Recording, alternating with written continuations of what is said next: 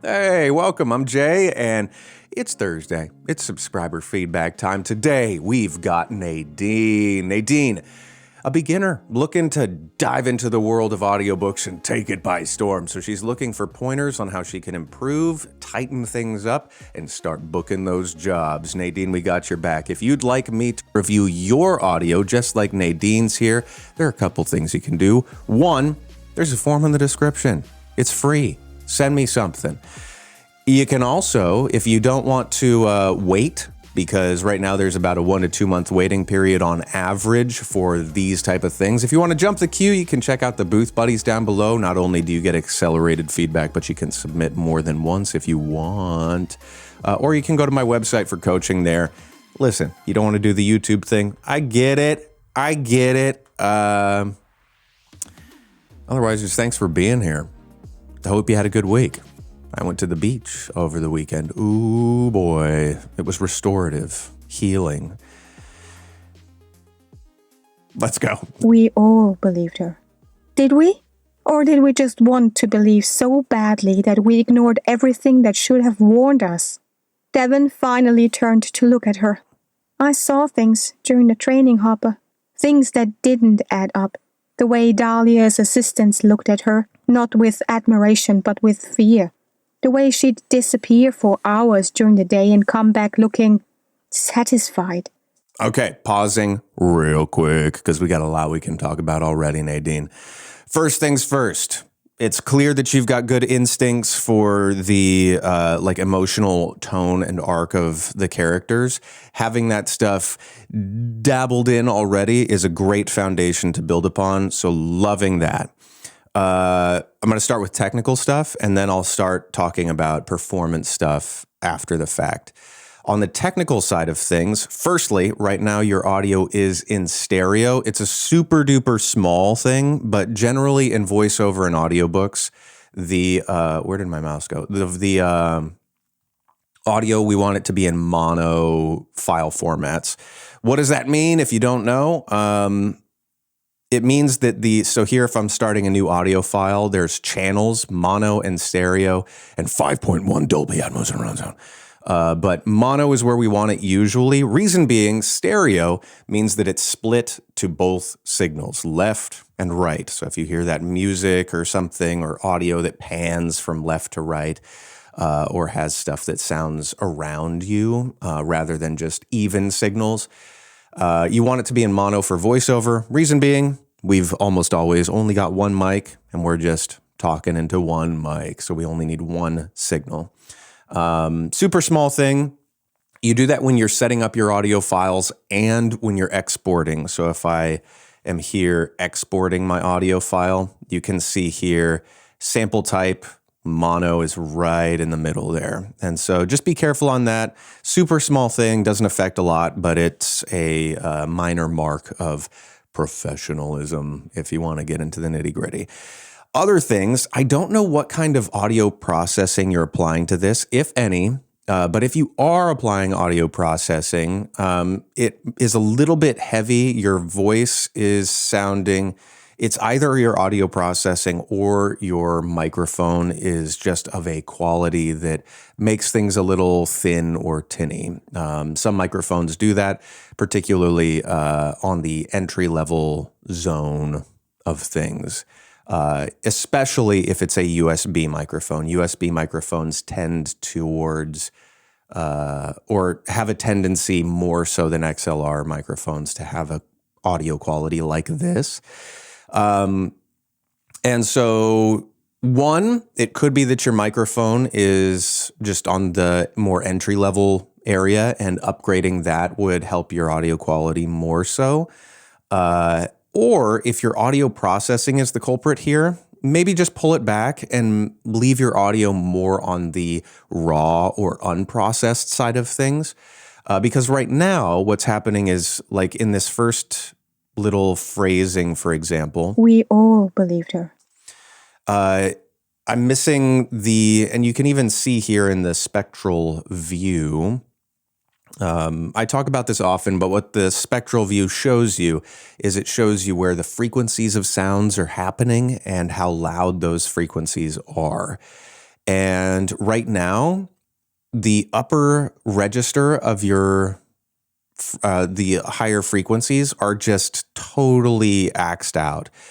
So what this spectral view shows is brighter colors mean louder sounds, darker colors like this deep black where you're not speaking means there's no sound happening. So if we look at your audio signal here, in the upper frequencies, there's not a lot of information there. It's almost totally silent. And what goes on in these upper frequencies is it's usually the articulation moments in our speech, meaning the things that add clarity to our speech, which is why your audio sounds a little bit muddier, where we're missing the higher frequencies in some ways, and it sounds just kind of like a little bit like it's muffled in a way. A fair amount of that is chalked up to the fact that you just don't really have a ton of higher frequency sound going on right now. So that could be your processing or it could be your microphone. A lot of cheaper microphones don't have full frequency range in the higher end. Also, there's it looks like you've got a high pass filter on the bottom of some sort. That may be a little bit aggressive as well. I'm not sure, but there's something about your audio that just sounds a little bit on the hollow side. So anyway, I'm kind of belaboring the point, but pulling back your audio processing or changing the microphone you're using, if it's a lower end microphone, might help you in terms of getting a more professional sound overall. If you want more tips on your audio processing, I've got videos here, but it would also be helpful if you want more direct input. Going over to my website and doing the coaching thing would probably be the way to go to get more specific tips, because that changes person to person. It's really hard to give sort of a general idea of what to do there. It's not really a plug and play situation. So there's that. Now let's shift gears. Those are the technical things in the big way that I think will help you out. Let's shift gears and talk about your performance overall. The articulation stuff and the clarity that I was talking about in the higher frequencies, that is affecting, in my opinion, your read a little bit. Reason being, I'm missing a lot of consonants. This is a technical thing on the performance side, but the result of that, so let's listen to a little bit and I'll point out what I'm talking about specifically. We all believed her. Did we? So like that believed her, the D Believed her. is really, really muted. And the reason is, like if we look again at this spectral view, the D is happening right here. I know I'm getting really in the nitty gritty on the sciencey stuff, but the D is really silent or pretty muted. Believed her. Here's where that D happens, and there's just not a lot going on. This little hot spot is all that it is. And so having more of that information will help it to be clearer. But I also think that there's a little bit of your speech that we can work on there. That's more than we can get into in this video, but there is a little bit of diction and articulation that we could improve upon that I think would be useful as well. Did we? Or did we just want to believe so badly that we ignored everything that should have warned us? Devon finally turned to look at her. So this is another thing in terms of performance, and we're moving away from the technical stuff, thank goodness, but the separation right now, because it's clear in terms of your vocal presentation that there's been a shift in perspective, a shift in characters. Like here's a dialogue moment for one character, and I believe this is for another character, and then this is a narrative moment, I'm pretty sure. Now, what's happening that's causing me to trip up a little bit in my listening to it is the silence in between here is a little bit brief for me to understand that we've shifted perspectives, that we have a shift in character, or that we're shifting from a moment in dialogue where two characters are talking to each other to a narrative moment where it's us, the narrator, or one of the characters talking to the listener. This is something that I talk about a lot in my coaching stuff. because it's an important deal. But there are kind of two stages in audiobook narration, particularly fiction narration. One, and when I say stages, I mean literally stages, like something that an actor would step upon and present to, the audience or the listener. Those two things, the first is the narrator themselves, the narration moments, where it's not a scene happening, it's not dialogue, there's no environment around it. So that is the narrator talking to essentially the listener or having an internal monologue in their mind's eye or in their own head. And the stage for that, the way I set that up, because it's more often than not the narrator speaking really intimately either to themselves or to the listener. And the way that I set that up for myself is I'll imagine myself or the character that I'm playing who's narrating the book in a specific and usually somewhat intimate scenario. The example I always use is if I'm narrating Sherlock Holmes, for example, what would be an environment that would help the tone or atmosphere of the story? So at Sherlock Holmes, turn of the century, English Regency perhaps, I'm in a wingback chair, a giant leather wingback chair, and perhaps I'm sitting in front of a fireplace inside my library, having a very cordial conversation, sipping a brandy, and talking to my compatriot who's sitting just beside me. So now I have a situation and a scenario that helps me it grounds me in the vibe of this story. So every time I'm in a narrative moment, I can shift back to, here I am in my wingback chair, talking to my friend and regaling them with the story of Sherlock Holmes. Now, if that's one of the stages. Now, you can shift that. So if the tone of the story is a horror story, maybe you're sitting around a campfire and you're sitting across from one person and you're telling them this story. And at times you let the atmosphere of the forest creep in.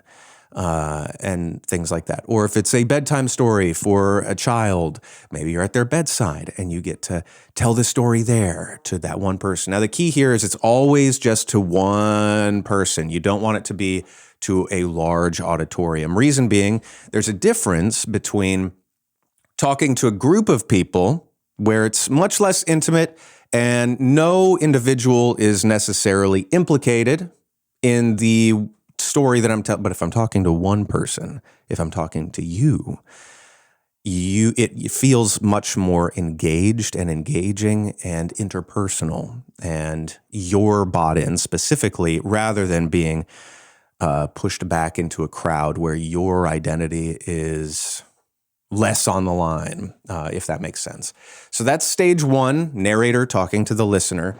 And then stage two, when we're in dialogue or scenes, the difference there is that's a grounded environment. It's existing in a real space, meaning where are these characters? How far away are they from each other? What kind of sounds are going on? What's the world like? So if these two characters are talking to each other, if they're across the room, they might need to project a little bit more. If they're in a busy cafe, they might need to talk a little bit louder. If they're in a library, they may need to talk a little bit more quietly and get a little bit more close to each other. And those types of things factor in. So it's a real environment with imagined distances and things like that to each other. Why is this important for you, Nadine? Well, in this, it's a little bit difficult for me to tell when the narrator is speaking versus when the characters are speaking, because the projection level and the way that the characters are talking to each other versus when the narrator is talking to me are very, very similar. So there's that, but there's also transition points. And what transition points mean are, so we've got these two lines of dialogue here at the beginning. And if we're thinking about transition points, those would be like the silences in between the moments. If I'm shifting from scene of dialogue to something else, or from one character speaking to another character speaking, each of those are transition points. And how I handle those things in these breaks between can dictate how a listener understands or how your audience understands what we're looking at and what the vibe is in general. So right here, we've got 2 bits of dialogue, and then we shift into this. And this transition point, if we look at all of the spaces in between all of your transition points, they're roughly the same length of time. They're all about, give or take a few fractions of a second, the same length of time. And that means that it's pretty consistent. And if things are consistent like that, it's hard for me to pick apart if there's differences between them, and everything kind of becomes the same. The silences and pacing is somewhat monotonous in that way. So as an example, if we listen to this, We all believed her. Did we? Or did we just want to believe so badly that we ignored everything that should have warned us? Devon finally turned to look at her. So the distance between character 1, we all believed her. Did we? And then we all turned to look at her. The distance between those is the same. But if I add just a fraction of a second of silence, we might be able to understand that the camera has shifted. We're moving into a different type of presentation. Did we? Or did we just want to believe so badly that we ignored everything that should have warned us? Devon finally turned to look at her. So just adding half a second of silence for me helps me to realize, oh, now it's something else. There's a transition happening. So to break it down, to just hammer it home, if I'm shifting from stage 1 to stage 2, we need time as an audience to turn our heads, basically. So if it's, hello, how are you? I looked across the store. Hello, how are you? I looked across the store. Just that little bit of silence helps me understand that there's a shift in camera angle. It gives me time to turn my head. Hope that's helpful for you, Nadine. Great start for you, and keep at it. Keep us posted on how things are going. And again, if you want more specific tips, I would go get some coaching on my website because I can help out a lot more specifically with some time. No pressure, but just if you want to. Everybody else, I hope this was helpful for you as well. And until the next one of these, be well, and I'll see you there. Toodles.